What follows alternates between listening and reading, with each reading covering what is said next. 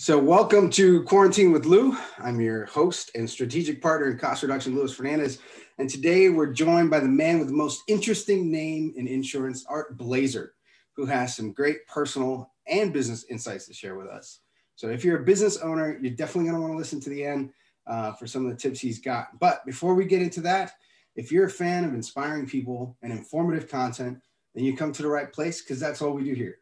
So go ahead and go to the like button, find its contact information, and make it a beneficiary in your life insurance plan. And don't forget to subscribe so you don't miss any more content. And with that, Art, how are you doing, my friend? So far, so good. I'm lucky that despite COVID, I'm still able to help people. So tell me something, man. You're in New York now, and actually it was kind of interesting. You know, I put out this invite to a few folks, and it got me thinking a little bit because your response was, all right, well, what's the catch? Right. Well, we New Yorkers are a bit skeptical. You offered something for free, and we always figure there's a catch to it. But that's okay. This is just the way we are. Yeah. You know, I'm in New York. I am raised in New York, but I've lived in Wyoming. I'm licensed in several states right now, at least 4, and I could be elsewhere. But it doesn't really matter with my business because it doesn't matter where I am or where you are. What matters is what you need and how I can help you get it. So are you in New York City proper or just? I'm in New York City proper. I'm in Manhattan. Okay. Whoa. All right. It can't be cheap to live there. Yeah. Well, I've been here a long time. It's not cheap, but you know something? It has a lot of advantages. Okay.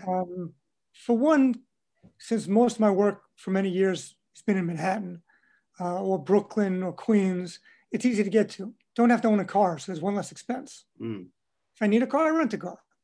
That's all. So were your parents from New York as well? Like, I grew up on Long Island. Okay, for a guy from Miami, that's still the same. Well, it's about an hour out from where I am now. Okay. It's much more suburban, and it's a totally different environment. Really? Totally different. Okay. The highest building in my community was probably 2-3 stories. Really? I'm in Manhattan now, where we've got what, 110? Yeah. Now, so your parents from New York? Everybody's like you grew up there, right? I'm third generation New Yorker. Third generation New Yorker. All right, but you said you lived in New York Wyoming. State anyway. What took you to Wyoming? Well, I had a detour in Wyoming. I had a previous career before I got into life insurance. Okay. And at that time, when I got out of college, my father wanted me to go into business with him. And I, being young and idealistic, said, I don't know, I found something I like and let me give it a shot. So I spent many years as a broadcast journalist. Oh, really?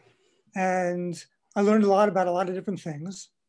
And then when the economy collapsed, so did my job.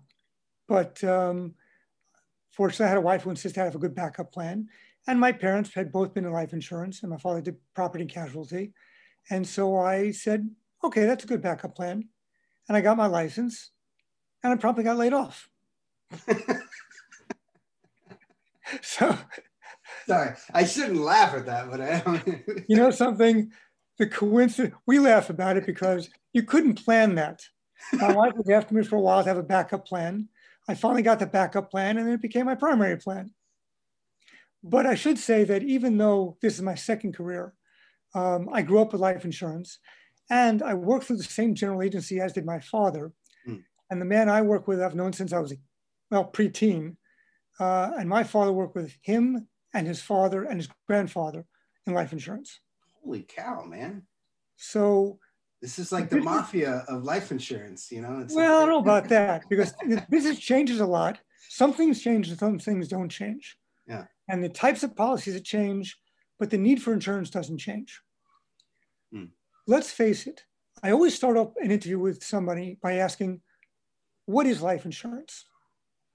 What would your answer be? What would I call it? I would call it, it is the vehicle by which we create the reserve parachute for our family if we're no longer there to help them with finances. Not bad. I usually say It is something that protects your income stream. Okay. What would happen to your family if something happened to you and they lost your income? Yeah. What would happen to your family if your spouse lost her life and you had to replace her? Mm-hmm. So even a non-working spouse, if you had to go to work, your spouse still does the cooking, the shopping, taking care of the kids. She has an economic value to your household, and you'd have to hire somebody to do all the stuff that she does while you go out and earn your income. Yeah. And when you have a two-wage earner family, if you lose one income, chances are your life is going to change. Yeah. And you don't want your kids to suffer. And you don't want your spouse to suffer. So if you really love them, you use insurance, whether it's for a car, a home, your life, your business, to mitigate the economic impact of unexpected consequences. You know, you and I were talking, I think I got a message from you, and you said, you know, one thing I want for folks to really think about is starting this when they're younger. So I was curious, like, when do you typically see people come to you to say, hey, I want to get a life insurance policy? I heard a podcast yesterday of someone that I was referred to, and they said right after you get married. Usually I tend to talk to people right after they have their first child or while they're pregnant with their first child. And then you should review your insurance every few years because your life changes and your need for insurance changes. Why do we start young? Because when you're young, chances are you're healthier. You're as healthy as you're likely to going to be. Mm-hmm. Anything can happen in this world. We don't know what it is. People get sick.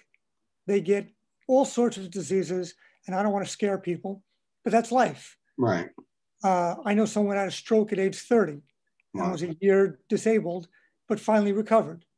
I have a client who was 60 when he got his stroke, and you could hardly tell that he was disabled by talking to him. But if he got up from one side of the room to go to the other side of the room, he couldn't remember when he got there why he went. Wow. And then I know someone else who was 60, and we have no idea what happened to him, but they found him at the side of the road, unconscious. He was a bicyclist. He was bicycling hundreds of miles a year. He was perfectly healthy. Yeah. We have no idea whether a car hit him, whether he was served to avoid a car, whether he was tired. We don't know what happened. Mm. He went into a coma for a year and then he passed away. So, and women, there are diseases that women get, breast cancer, ovarian cancer, and they get them in their 40s. You don't know what's going to happen in the future. If you're 25 and you're healthy, buy life insurance. And buy it from a good company where even if you can't afford more than term insurance, and we'll get into that difference later, at least you have some insurance, and if you buy from a good company, you would be able to convert it to a permanent policy without a new medical exam. And that could be a very important feature later in your life. Now that's really, I mean, this is like big doom and gloom. So, you know, I assume people leave your office with big smiles on their face. So how do you brighten this up when you're telling people like, hey, the reality is your time is, you've already working your way down on your clock, you know? Well, I don't usually put in quite those terms, but it's very simple. Do you love your family? Yeah. Do you want to make sure that if something happens to you, they're going to have a roof over the head, food on the table, medical insurance, whatever else they need to live out their lives, to grow up, to pay their college tuition? How much do you need if something happened to you at some point in your life to protect your family? That's the bottom line. Yeah. How much do you love your family? Now, how do you help people make those calculations? Because I mean, I could have a number in my head, but how do you make a smart decision? Because I assume there's, you know, there's got to be, like, the older you are, it costs you more, and whether you get the term or the whole life, and, you know, how much you want to pay for a month. Educate me as, you know, I'm going into this decision, you know, just got married. I'm, you know, 28 years old, got a kid on the way, you know, how do I approach this in a smart fashion? Well, there are two ways of looking at it. The way I was taught was a multiple of your current income.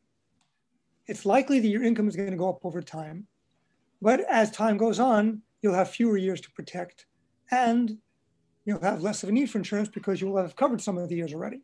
I heard someone yesterday say, also just as good, calculate your expenses for the year, for your family, and multiply by 20. that gets you a good start.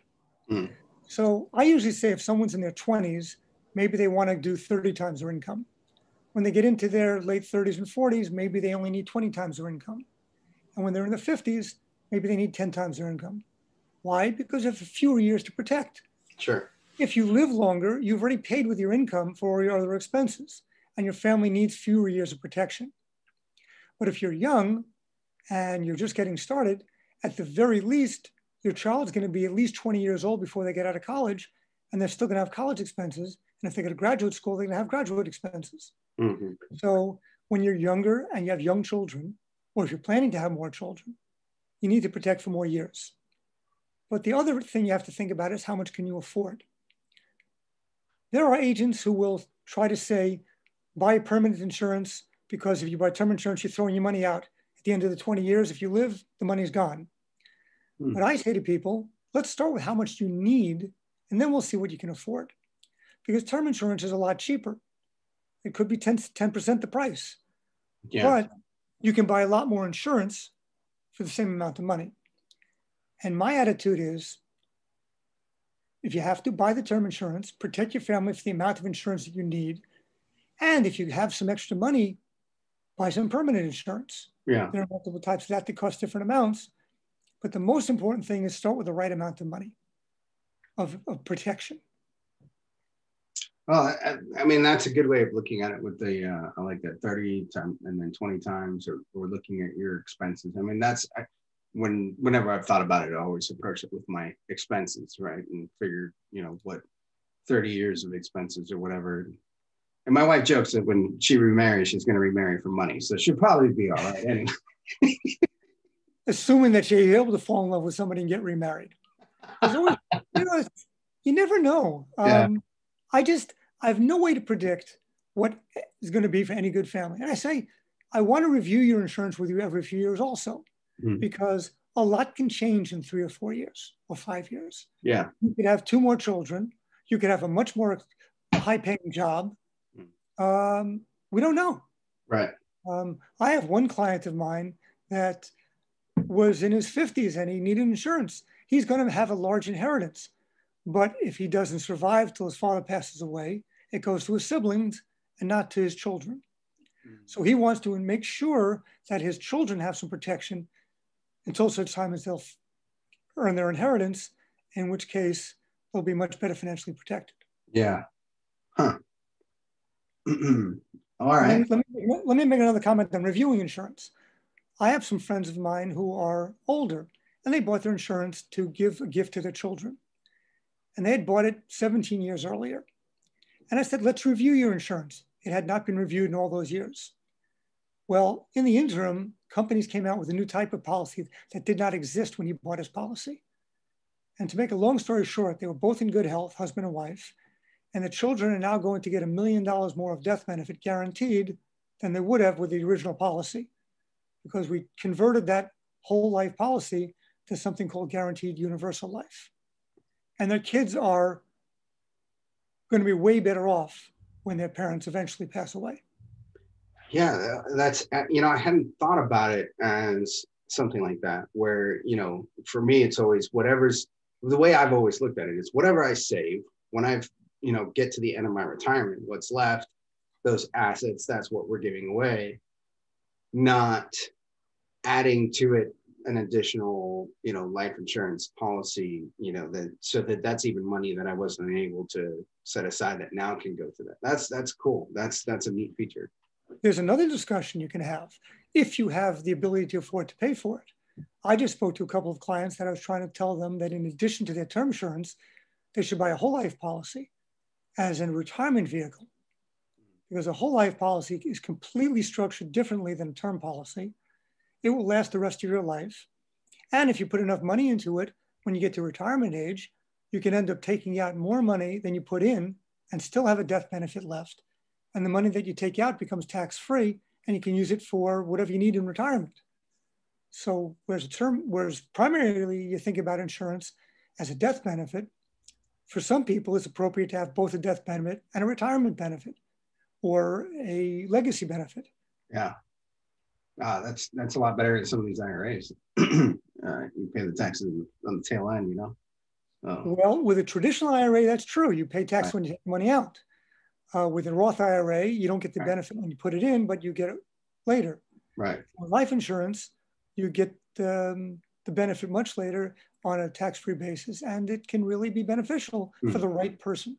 It's not for everybody, but for the right person to put away a little bit of that, not a bad idea.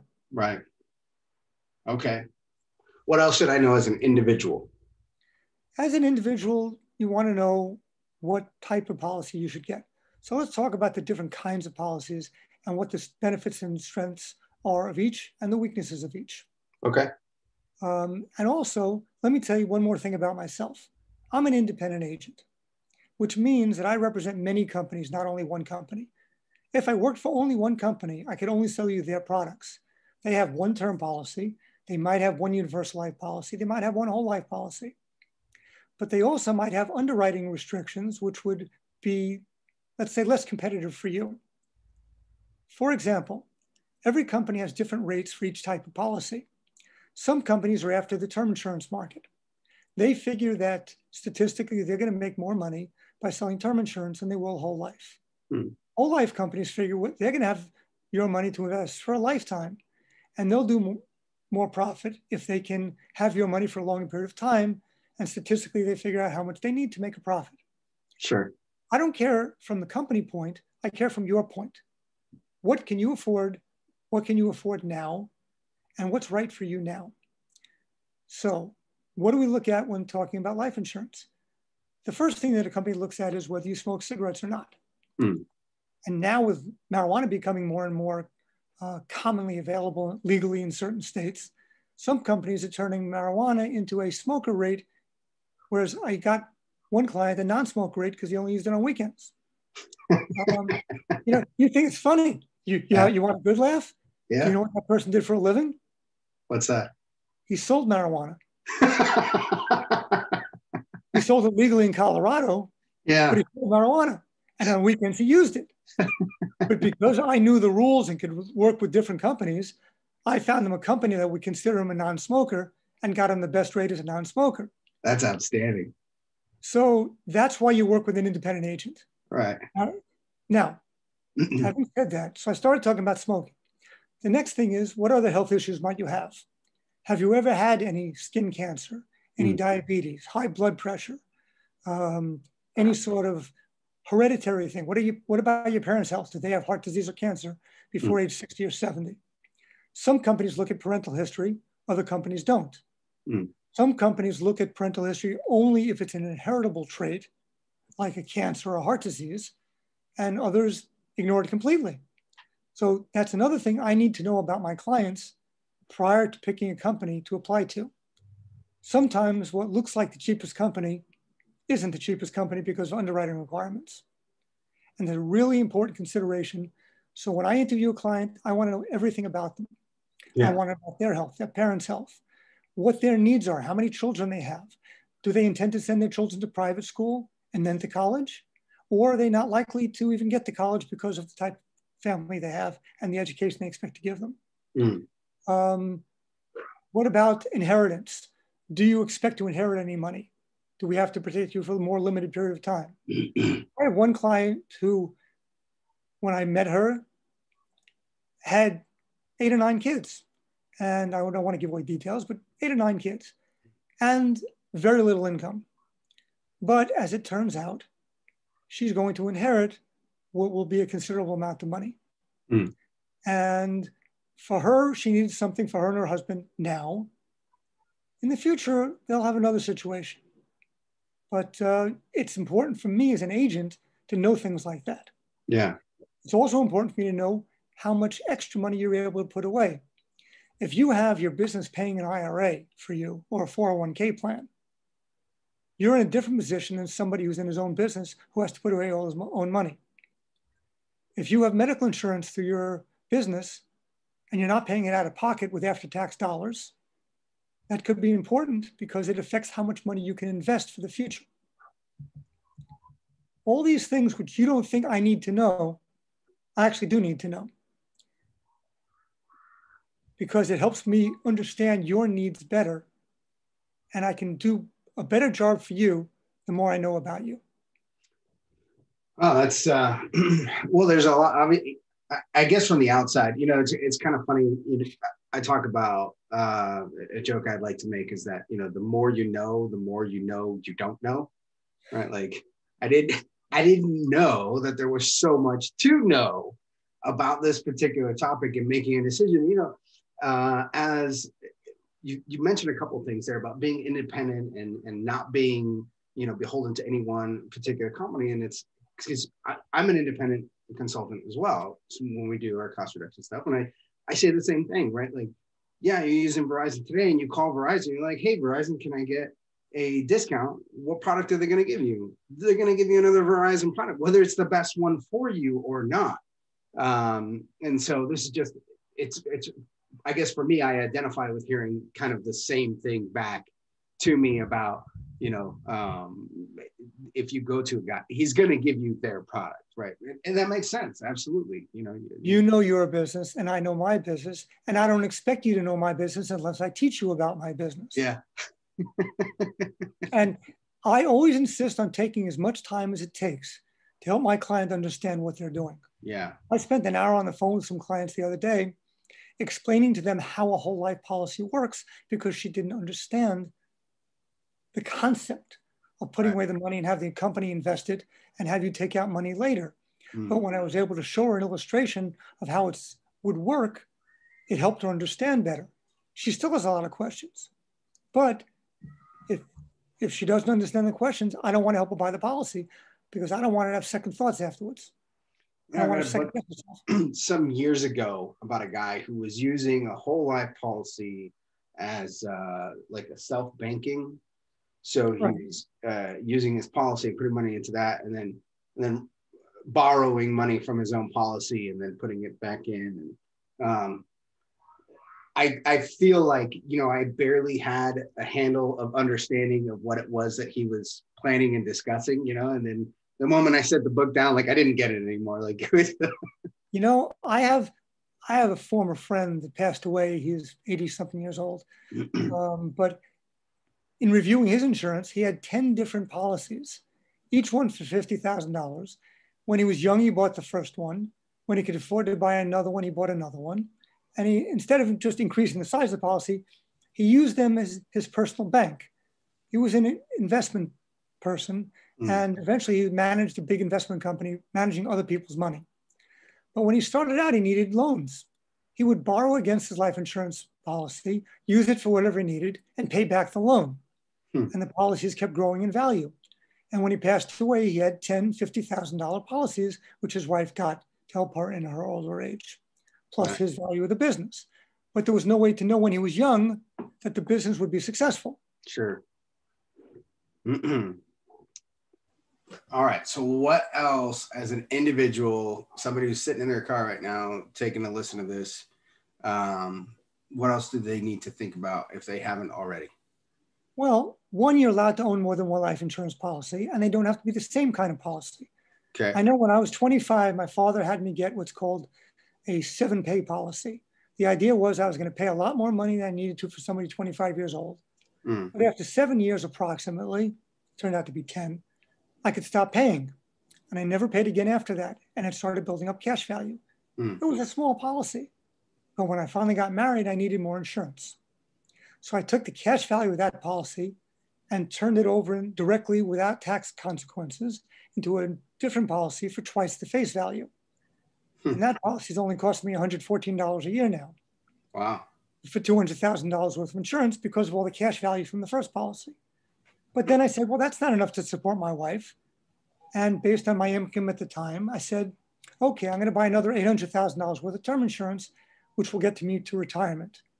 In retirement, she'll have my Social Security. So if I live, when I get to retirement age, she won't need all the insurance at that point because she'll have my Social Security and she'll have a pension and she'll have some life insurance.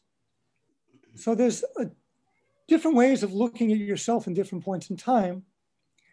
And it's okay to have more than one type of policy at any given time. Some people buy term insurance, 10 years, 15 years, 20 years, 30 years, different policies for different times. And they cover different points in your life and the shorter terms are cheaper, but they don't last as long. So the key here is that we need to get you into a high school classroom and talking to these kids on there, so that, you know, the moment they have the first opportunity, we're all, we make those smart financial decisions then, rather than, blowing it at the bar on Saturday. I'm okay with college graduates too. Okay. You know something? My father was right. I was 25. I had expendable income. I wasn't using it all. And he said, don't waste it. Put it away for the future. Yeah. And by using up my spare cash, I didn't blow it on partying or doing anything stupid. Yeah. I knew that every year I was going to have to pay a premium, and I saved the money for that premium. And it was like taking the money from my left pocket and putting it in my right pocket. It was going to be mine in the future. Yeah. No, smart move. Smart move. Yeah. While you're thinking about your next question, I told you don't let me forget about disability. Yeah. Disability income insurance is just like the ad says. What if you get hurt and you can't work?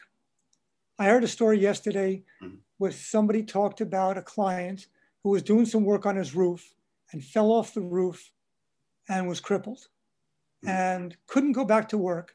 But yet he was a burden on his family because he wasn't earning money, but he still had to be supported. Yeah. So that's what disability pays for. I talked about a client who had a stroke at 60 and never again was able to work because he couldn't concentrate. And he started to go blind. So for the next 5 years, till he would have been retirement age, he collected disability insurance, tax-free because he'd paid for the policy. Yeah. And his family had the protection. But what happens if you get hurt and you can't work? Are you a charity case? Do you have to rely on donations from people? Do you have to put your hand out in the street?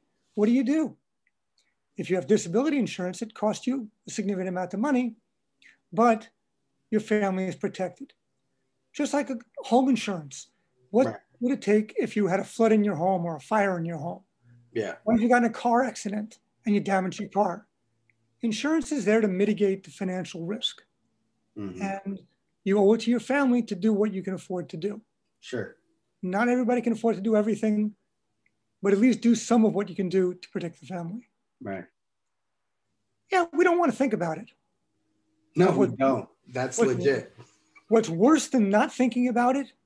Not doing anything. Is thinking about what would happen if you didn't do something. Yeah. What would happen to your family? Right. I tell people that I help people sleep better at night, knowing that the family's protected. Yeah. Oh, that's good. That's good. So before we were going to talk about business, if you were a small business guy.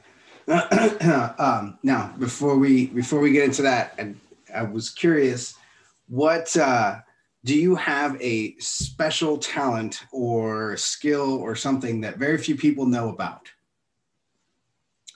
Work related or non-work related? Whatever, man. Like I mentioned in mine, my feet are so flat that when I walk on tile, I make fart noises. Well, in my spare time, I enjoy genealogy. I've written 2 books on my family, 1 on each side. I'm working on a 3rd book, which is plotting down because the family's so big. But that's just a hobby. I'm meeting new family. I'm learning more about my family. If you don't know where you came from, how do you know where you're going? Absolutely. On business, my specialty is I focus on my client. Yeah. I mean, people talk about that. I know agents who will always try to sell you, if you can't afford whole life, all of it, they'll try to sell you a piece of whole life and term. I'd rather somebody buy term and get more term, right? Because they need to protect the family. I don't look at the commission. Let's face it. I earn my money based on a commission based on what you pay. The more you pay, the more I earn. But my clients tend to be young families. And I'm not going to push them on an expensive insurance that's going to do better for me. Because if I do better for them, they're going to want to tell their friends about me. They're going to say, this guy did right by me. He didn't try to rip me off with an expensive policy. He got me a lot of insurance for a small amount of money. It takes me hours to do even a small policy. But if you tell me your names and phone numbers of your friends, if I talk to 5 or 6 of your friends and they tell me about 5 or 6 of their friends, right, I'm going to do better in the long run. I'm going to make it up in volume. And that's how I feel comfortable. And that's how I sleep better at night. Yeah. No, I protected more families. Now, Art, I'm sorry, but you said genealogy. I'm also very interested in this topic. Where's your family like originally from? My mother's side of the family is from Russia. My father's side is from Austria, Poland. Really? Okay. So actually kind of similar areas. And I have two grandparents actually born in New York. All right. In a lot of families, that's not common. No, I'm the first in my family to be born in the States. So my parents were both born in Cuba, and then I have two grandparents that were born in Cuba, and the other two born in Spain. So yeah, we're recent immigrants as well. Oh. It's, something, you have different challenges than I do. When you do your research, it's going to be in Spanish. Yeah. I at least have 3 generations where I can talk to the people. I try. Yeah. So years ago, I did that. What is that? Ancestry thing. Yeah, I don't do DNA, but Ancestry is. Yeah, and I did the thing, and they had nothing. They had no data because like it was immediately international, and they didn't have anything. So it's like, okay, well, that doesn't work for me because The trick to genealogy is start with the people that you know, yeah, and ask them for the people that they know. Right. Yeah. If you have aunts and uncles, ask them for whatever back they remember. Right. Ask for their all your cousins, and ask them for their. Get what you know from the people who are still living. Yeah. I got I had been asking my grandfather for years to do this. I bought him a recorder, all kinds of stuff for it. And then he passed away Easter, not last year, but the year before. And after that, I told my grandmother, and I said, she knew, she had seen all this stuff. And I said, look, and my grandmother, she's had like this kind of attitude, like, okay, I'm ready to go now. Like she was, as soon as he passed away, I was like, okay, COVID started. And I was like, somebody needs to make sure she's not out there licking handrails, trying to catch this thing. and I told her the same. I was like, look, please, you're the last one that knows and remembers and has these stories. And, because I don't really know much about my great grandparents beyond, where they were born. I know a little bit about my, on my dad's side, but not much. So yeah, it's the same thing. And I think that's certainly the way to approach it. And I think, in the future, it might be easier if this, like records of this still exist, then, my great grandchildren will be able to see it, right? A lot more than just the photograph. I have published 2 books, and one program I recommend is called Legacy. Okay. Legacy Family Tree. I've published 2 books, one on each side of my family. The second was better than the first because it had some pictures in it, which I didn't know how to do pictures when I started. But I've got 8 generations of family. And I just got a request a couple of days ago for a copy of my first book. And I said, well, I need to update that book anyway, and it's sold out. So you'll just have to wait. But it's probably a dozen years since I published that book. Wow. And twice a year, I send out an email to all my family of all the good news that I heard about, all the births, all the marriages, the engagements, all that kind of stuff. Yeah. And I keep in touch with my extended family by email twice a year. A lot of work, but a lot of reward. We are a large Hispanic family, and so hitting the stereotype there. Both of my parents are one of 5 kids. So on my mom's side, just from my grandmother, she did the tally. I think there was 36 of us now. So that's her kids and her grandchildren and her great grandchildren, 36 somewhere in there. That's just one side. And similar on the other. So if I just like first cousins, that's pretty much all the people that I can get to know. And they're all in Miami. And I make a joke that I left Miami when I was 4, and we've gone back and visited over the years. I'm 38 now. And every time I go back to Miami, I meet a new family member. And that will hold true. That will hold true one more time the next time we go back, because I got a new cousin when I Has Write not it failed down it. while you can. Yeah. Take pictures of them while you can. Yeah. Because I have two families now that have an 8.5 by 11 paper-bound book, about 200 pages, with an index so they can look people up. That's awesome. And they can go back to this thing like an encyclopedia and find out about their family. That's really cool. That's really cool. Okay, we've veered Back off to the topic topic. here a lot, but there's something that I find very, very compelling and We interesting. can talk more after the podcast. Sure. Okay. All right. So now let's the business owner that's been waiting a half hour to hear. So talk to me. I'm a small business owner or medium-sized business owner, right? And I'm making some decisions here. What are some smart decisions I need to make? All right. So let's start with a business owner who has employees or a business owner who's got a partner or two. Okay. You can use life insurance as an incentive for keeping your employees on the payroll. Maybe you need somebody, you have a critical employee, and if you lose him, your business is going to suffer greatly. So maybe you want to insure his life. So you can recover if something happens to one of your key employees. It's called key man insurance. There is a form of life insurance used to finance a buy-sell agreement. You have a partner, and each of you is married. And what happens if something happens to one of the partners who's critical to the business? Do you want the spouse to step in and take over? Maybe the spouse knows nothing about the business and couldn't do it, but the spouse now owns half the business. You want to be able to buy them out. Where do you get the money to do that? Well, you have a lawyer write a buy-sell agreement, which gives one partner the right to buy out the share of the other partner. And you use life insurance to provide the cash to do that. The company buys life insurance on the lives of both partners and pays the premiums. And if something happens to one of the partners, the company gets the money and then has cash to buy out the spouse. And therefore you can control your business rather than working with a partner spouse who knows nothing about the business and who may not want to work in the business, but you have to pay them off anyway. Yeah. So does that count like as a direct or an indirect expense? It is not considered tax deductible for the business, but it is a form of insurance for the business. And you speak to an accountant about how you account for that. Okay. But medical insurance. Most people don't get medical insurance through work. If you have employees and you would have to pay them a significant salary, maybe you should offer them medical insurance instead of some of that salary. So what's the benefit? Well, one, an employee who's getting medical insurance may not want to leave your company because if they go to work for somebody else, they may not get it there. Correct. Also, medical insurance is a tax-free benefit. The employee does not pay any income taxes on the value of the medical insurance. And the owner gets it as a tax-deductible business expense. Nice.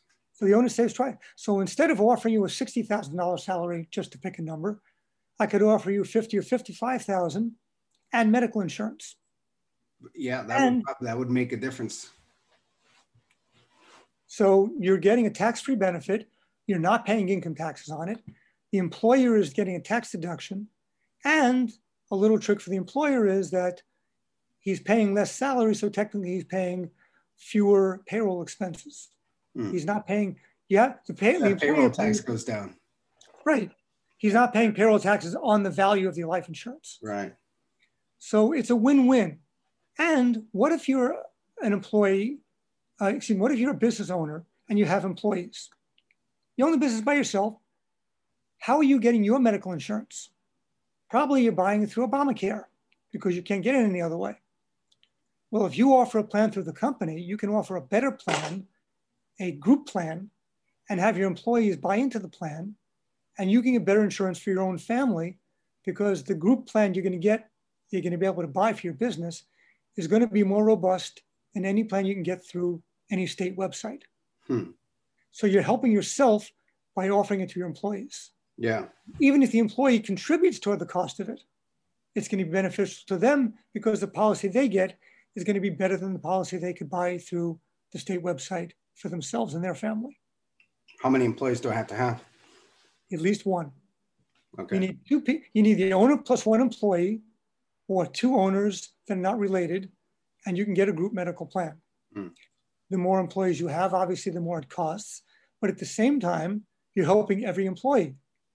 Maybe if you have a big company, you want to offer it only to management employees as a benefit for them. But there are ways to use medical insurance as an employee benefit. Also, you can offer the group employees a group dental insurance. You can offer a group life insurance. There are other options that you can do with a group when you have a business. Yeah. And what you have to do is look at your business. What can your business afford? And how would your business suffer if something happened to some key employee? You know, I don't think that you can minimize the importance of that decision, because I know personally of a lot of folks that they have held on to jobs because of that benefits package.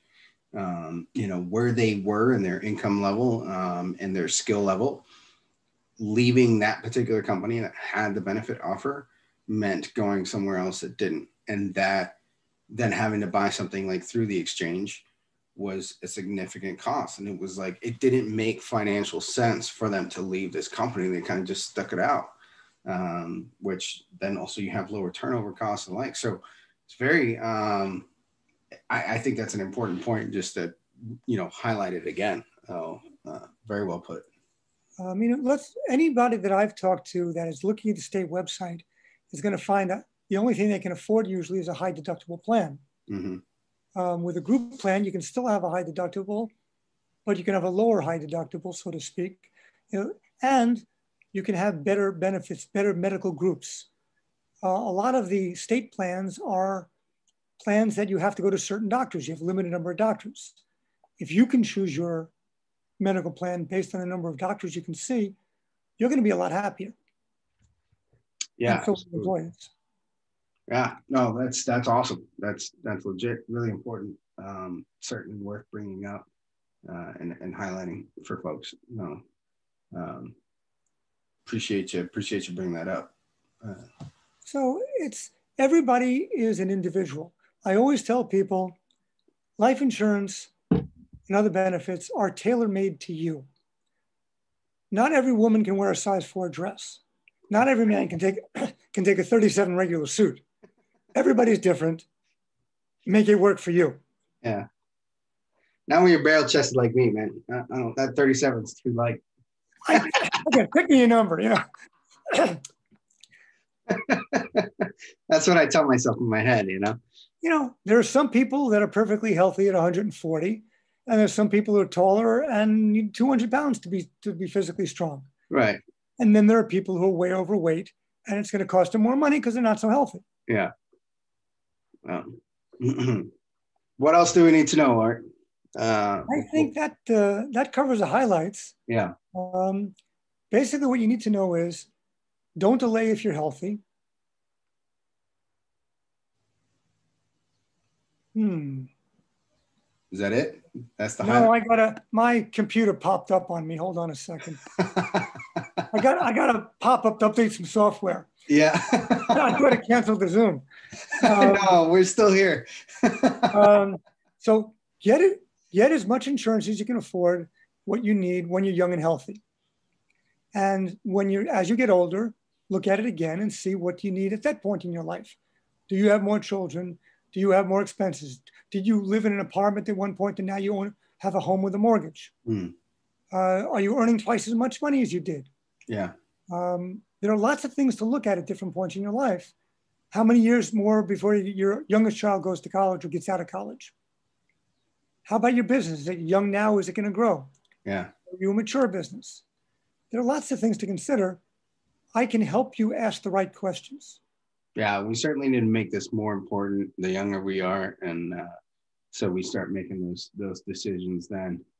Yeah, anyway, I don't want to see anybody have to go ask their rabbi or their priest or the minister for a handout. Yeah. Because somebody died and they don't have money to pay the rent. Right. Yeah. No, that's tough. That's tough. So Art, somebody's listening to this and they say, you know, that dude, he really sounds like he knows what he's talking about. It's probably worth making a phone call. How does somebody get a hold of you? Well, the life insurance email address is very simple. blazerlifeinsurance@verizon.net.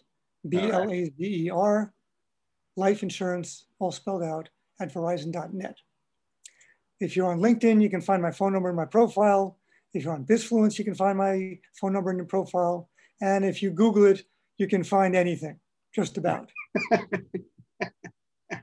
Art Blazer, the most interesting man in life insurance. Well, the funny thing is, if you Google me, just say Art Blazer Life Insurance. Okay. Because if you just Google Art Blazer, you're going to find this suit with fancy artwork on it, an Art Blazer. You're going to find an art gallery with modern art. But if you link it to life insurance, there's a good chance you're going to find me. Right. Awesome. Awesome. Well, if you have made it this far into the podcast and listen, I think we have earned a smash the like button. So go ahead and subscribe and stay in touch, and we'll chat soon. Thanks a lot. Thank you, Lou. Thank you. My pleasure.